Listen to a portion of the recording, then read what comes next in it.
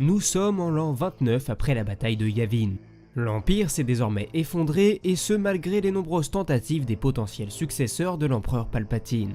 Les vestiges impériaux vivent désormais reclus dans une minuscule région de la bordure extérieure. La Nouvelle République de son côté prospère et étend ses frontières. Cependant, les querelles intestines entre les sénateurs font leur retour, et la question du rôle que les Jedi doivent jouer au sein de la galaxie est au centre de tous les débats. Après les multiples dérives de certains apprentis du grand maître Luke Skywalker, tout le monde craint de voir ressurgir un nouvel être obscur qui se positionnerait comme héritier des Seigneurs Noirs des Sith. Néanmoins, c'est en l'an 25 après la bataille de Yavin qu'une nouvelle menace fait son apparition.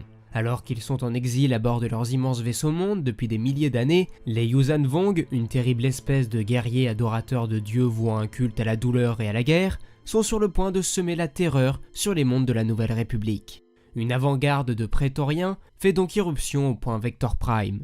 Ceux-ci ne perdent pas de temps et s'attaquent au système environnant. Des éclaireurs envoyés depuis plusieurs dizaines voire centaines d'années se chargent quant à eux de semer le trouble sur les mondes néo-républicains, créant de cette manière un climat de tension entre les peuples, facilitant de fait la prochaine invasion de leurs congénères. Le monde de Cern Pidal est ainsi pris pour cible par les envahisseurs.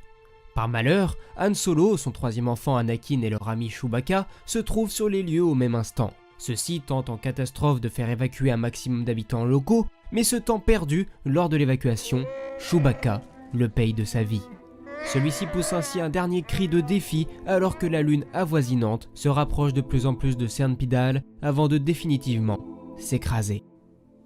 Dans les semaines qui suivent, les défaites se multiplient pour les néo-républicains qui ne parviennent pas à stopper l'avancée inexorable de leurs adversaires. Une première alliance entre les vestiges impériaux et les républicains sera conclue, mais leur nouvelle défaite au-dessus d'Ithor met fin à cette dernière. Après cela, ce n'est ni plus ni moins que la planète capitale de la République, Coruscant, qui finit par tomber entre les mains des envahisseurs. Dans la panique générale, le chancelier suprême fait sauter son propre bureau, emportant avec lui dans la mort plusieurs milliers de guerriers ennemis. Les autres sénateurs et divers survivants se réunissent en catastrophe sur Mon Calamari, tandis que les derniers militaires maintiennent les forces ennemies au-dessus de Borleias. Un nouveau chancelier sera ainsi élu. Celui-ci est un fervent ami des Jedi, mais il met néanmoins en route la recherche d'une nouvelle arme biologique, Alpha Rouge, et ce malgré les mises en garde de ses amis. Fort heureusement, le projet est saboté. Les Jedi obtiennent ainsi un délai de 6 mois pour renverser l'équilibre des forces. Ceux-ci reçoivent l'appui du Mon Calamari Jar Akbar, pourtant à la retraite depuis de longues années. Ensemble, ils échafaudent un plan d'une immense envergure pour piéger les envahisseurs et au terme de cette bataille, le maître de guerre adverse, Tsavongla, est tué et plusieurs dizaines de milliers de guerriers sont emportés dans la mort avec lui. Dans le même temps, les Jedi partent à la recherche de la légendaire planète consciente Zonama Sekot, qui serait susceptible de les aider afin de définitivement défaire les Yuuzhan Vong. Ce qu'ils parviennent par faire après un passage du côté de l'ascendance Chiss. Ceci leur permettant au passage de fonder une nouvelle alliance militaire avec ces derniers. L'Empire désormais convaincu que les Yuuzhan Vong pouvaient être défaits, ceux-ci se joignent également aux forces armées de la Nouvelle Alliance Galactique qui a remplacé la Nouvelle République. Et c'est ainsi qu'un dernier assaut général est lancé sur Coruscant afin d'éliminer une bonne fois pour toutes leurs adversaires.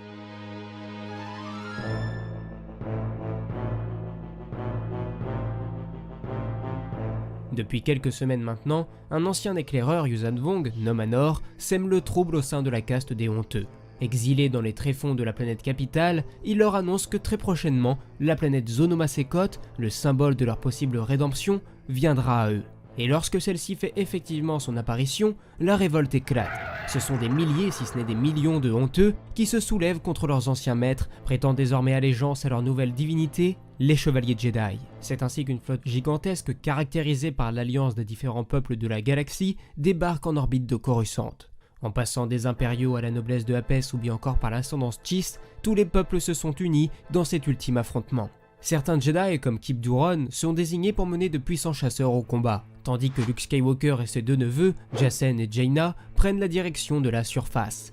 Han Solo de son côté fait équipe avec un prêtre Yuuzhan Vong, Arar, celui-ci s'étant récemment joint à l'Alliance Galactique. Leur mission consiste à stopper la possible manœuvre du Seigneur suprême qui pourrait prendre la décision d'annihiler la planète si la victoire lui échappe. Et c'est précisément ce que souhaitait faire Shimra Jama'ad. Il laissa donc le commandement de la flotte à son subalterne, Naschoka, dont la mission consistait à stopper l'assaut de leurs ennemis. Malheureusement, à cause de leurs nombreuses conquêtes qu'ils devaient protéger, la défense de Coruscant n'était que trop peu fournie en hommes et en matériel.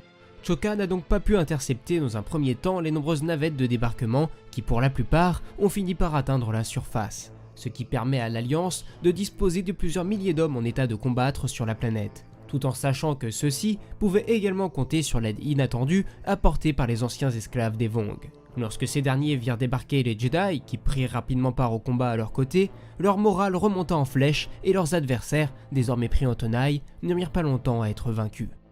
Dans l'espace, Nash Chokka comptait sur l'un de ses vaisseaux alors infecté par Alpha Rouge pour aller contaminer la planète Zonoma Sekot. Si cela se produisait, le sort de la galaxie en serait jeté, et la victoire des Vong deviendrait inéluctable.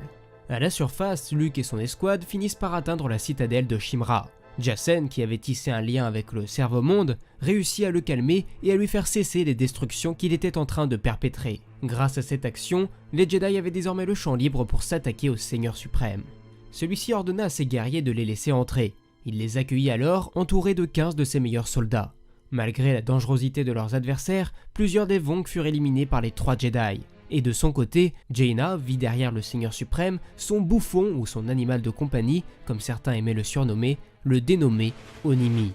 Mais alors que celui-ci prenait la fuite, Jaina suivit son instinct et le poursuivit. Ne comprenant pas pourquoi leur allié quittait la salle, Luke et Jacen durent faire face à de plus en plus d'assaillants. Mais Luke se plongea à un point tel dans la force qu'il ne fit plus qu'un avec cette dernière et se transforma en un véritable maelstrom d'énergie lumineuse. Jaina, quant à elle, se fit surprendre par le bouffon qui la piégea et l'empoisonna. Jaina en fut doublement troublée car alors qu'elle s'apprêtait à sombrer, elle sentit la présence de son adversaire à travers la force. Ce qui n'aurait normalement jamais dû se produire car les Vong étaient totalement absents de cette énergie. Luke Skywalker engagea le combat avec le Seigneur suprême, celui-ci était le plus grand et le plus puissant de tous les guerriers qu'il avait pu affronter. Celui-ci se permit même de troubler les 2 Jedi en faisant apparaître dans ses mains le sabre du regretté Anakin Solo, le dernier enfant de Han et de Leia, tragiquement décédé quelques années auparavant lors d'une mission sur Myrkr. Mais Luke ne se laissa pas déstabiliser, il trancha le sceptre de son ennemi, s'empara du 2e sabre laser et en 2 coups de lame, il décapita son adversaire. Mais blessé et empoisonné par l'arme de ses ennemis, Luke donna malgré tout l'ordre à son neveu de rejoindre Jaina, qui, il le sentait, avait elle aussi besoin d'aide. C'est à cet instant que Luke fut rejoint par sa sœur et son beau-frère qui lui vinrent en aide. Mara l'amena en sécurité, tandis que les Solo, accompagnés par l'ancien éclaireur Nomanor, poursuivent la trace d'Onimi. Ce dernier, alors qu'il entravait les mains de la jeune Jedi, lui expliqua qu'il était en réalité le vrai leader de l'empire des Yuuzhan Vong, et qu'il dirigeait son peuple en secret derrière l'image de façade donnée par le défunt Shimra Jamahan. C'est à cet instant qu'intervint Jacen, qui, brillant tel un phare grâce à la force, repousse les attaques de son adversaire et les retourne contre lui-même. Tandis que Nomanor les guidait vers une sortie, Jacen sentit la tromperie émaner de l'éclaireur. Il se plaça devant lui alors qu'il allait attaquer ses parents. Interceptant rapidement son attaque, Leia en profite alors pour trancher son avant-bras. Han et Jacen lui proposent une dernière fois de se joindre à eux, mais il leur explique qu'il ne souhaite pas connaître cette nouvelle étape de l'histoire de son peuple. Les Solo évacuent alors à bord d'une navette de sauvetage, rejoignant le Faucon, Mara et Luke. La planète était désormais sauvée et la bataille était gagnée.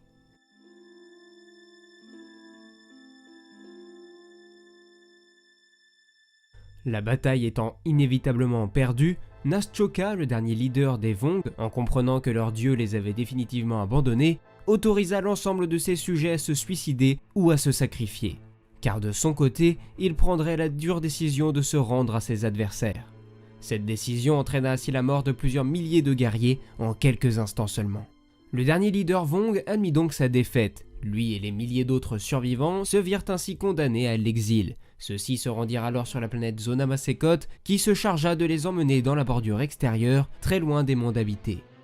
La planète capitale de son côté était profondément dévastée, non seulement par les carcasses liées aux vaisseaux détruits au cours des combats, mais également suite à la tentative de Vong formation menée par le Seigneur suprême. Il faudrait ainsi plusieurs dizaines d'années avant que la planète ne puisse redevenir ce qu'elle était. Mais là encore, la trace du passage des envahisseurs resterait-elle une marque indélébile sur l'histoire de la capitale. La guerre était certes gagnée, mais quel en avait été le prix? D'après les données qui nous sont transmises, les pertes générales sont estimées à plus de 375 billions de morts en comptant les civils et autres réfugiés. Mais rien que dans l'ultime affrontement, on pouvait dénombrer pas moins de 5 millions de morts et près de 10 millions de blessés. mais c'était encore sans compter sur les centaines de millions de réfugiés qui allaient peiner à retrouver un domicile dans les années à venir suite à la destruction totale ou partielle de leur ancien lieu d'habitation. L'histoire gardera néanmoins en tête que pour la première fois et comme jamais auparavant, une alliance entre les peuples, au-delà de leurs différences, n'avait pu s'associer avec un objectif qui leur était commun. Mais désormais, la jeune alliance galactique allait devoir faire ses preuves et ce rapidement, car de nouvelles menaces se dévoilaient à l'horizon. Cette vidéo est à présent terminée. J'ai essayé de lancer un nouveau format avec cette première vidéo et j'espère que cela vous aura plu. Je compte d'ailleurs sur vous pour me donner vos retours et conseils pour m'améliorer. Mais vous pouvez aussi tout simplement liker la vidéo, la commenter et la partager autour de vous, c'est super important pour faire grandir la chaîne. Vous pouvez aussi me soutenir en cliquant sur le bouton rejoindre en dessous de la vidéo ou en vous rendant sur mes pages Tipeee ou Utip et je me permets également au passage de remercier toutes les personnes qui me soutiennent déjà. Je vous invite également à me rejoindre sur mes divers réseaux sociaux, tous les liens sont là encore dans la description et au passage j'ai ouvert un nouveau serveur Discord, le lien sera trouvable dans la description et dans le commentaire épinglé. Et enfin moi il ne me reste plus qu'à vous dire à la prochaine, c'était Absolute et que la force soit avec vous, ciao.